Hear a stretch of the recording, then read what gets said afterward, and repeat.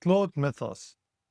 An AI just found thousands of zero-day vulnerabilities in every major operating system, every major web browser, completely on its own. No human steering. It chained 4 or 5 vulnerabilities together into working exploits. It found a bug in OpenBSD that had been sitting there for 27 years. 27 years of human code review, millions of automated security tests, and the AI found it in minutes. So yeah, if you're learning cybersecurity right now, you've probably seen these headlines and thought, what's even the point? If AI can do all of this, is my career dead before it even started? I'm going to break down exactly what happened with Claude Mythos and Project Glasswing, separate the facts from the hype, and explain why I think this actually makes your skills more valuable, not less. Let's get into it. Alright, so here's what went down. Anthropic, the company behind Claude, built a new AI model called Claude Mythos Preview. It's their most powerful module ever, not just for cybersecurity. It's a general purpose model, but its security capabilities are what caught everyone's attention. During internal testing, they pointed this thing at real software, real code bases, and they basically said, find vulnerabilities. That's it. Minimal human involvement. The model would read the code, form guesses about where bugs might exist, test these guesses by actually running the software, and then either confirm a vulnerability or move on. If it found something, it wrote up a full bug report with a proof of concept exploit and reproduction steps. The results were pretty staggering. Thousands of 0 days across every major operating system, major browsers, widely used open source projects. It scored 93.9% on SWE Bench verified. The previous model scored 80.8%. And the part that really turned heads, it didn't just find isolated bugs, it chained vulnerabilities together. We're talking 3, 4, 5 different flaws linked into a single exploit path.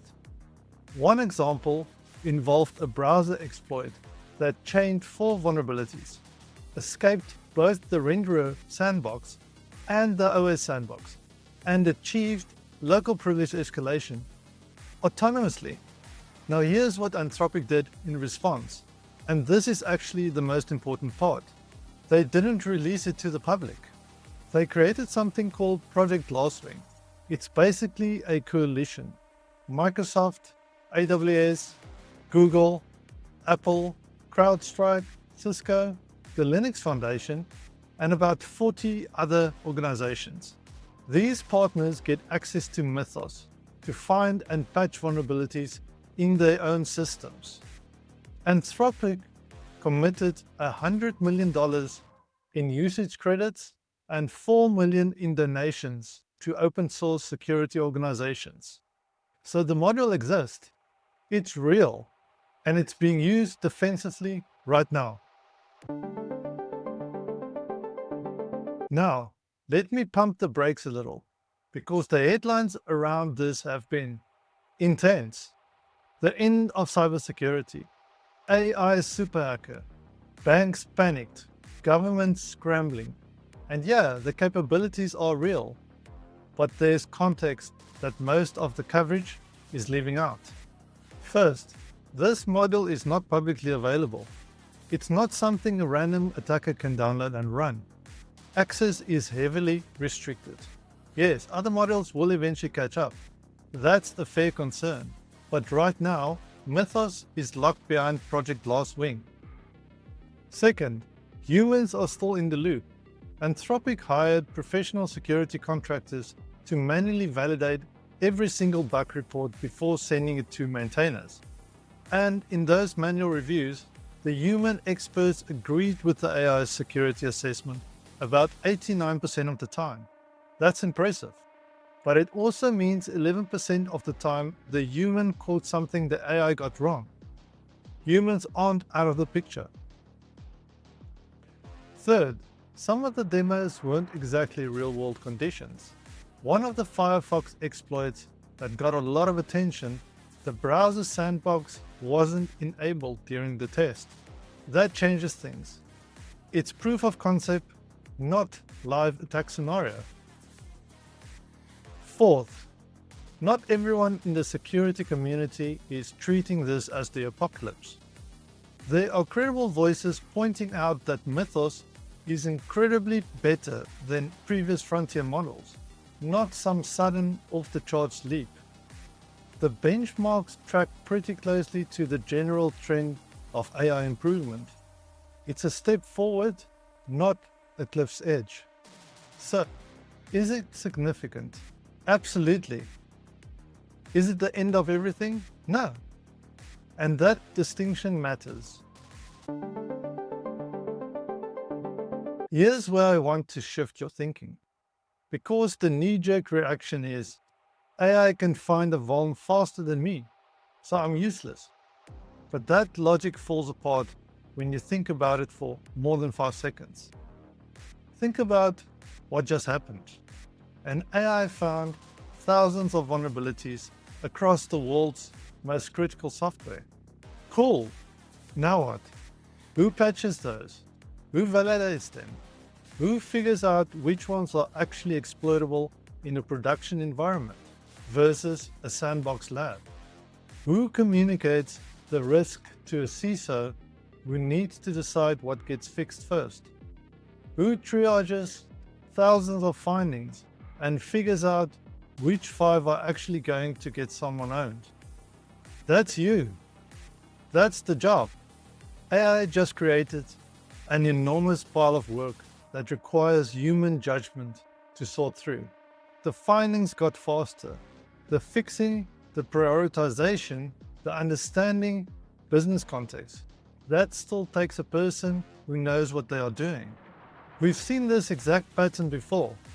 When vulnerability scanners like Nessus first came out, people said the same thing.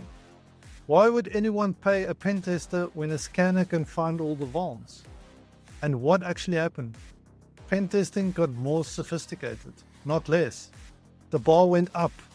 The scanners handled the low-hanging fruit, and the pen testers focused on the real creative stuff. Chaining attacks, understanding business logic flaws, social engineering, physical security. The profession didn't die, it evolved. That's what's happening again. AI handles the volume scanning. Humans handle the thinking. And the demand for people who can do that thinking just went through the roof, because there are now way more findings to deal with, way faster timelines to patch, and way higher stakes if you get it wrong. Every organization that's part of the Project Glasswing needs security people. Every company that runs the software being patched needs security people.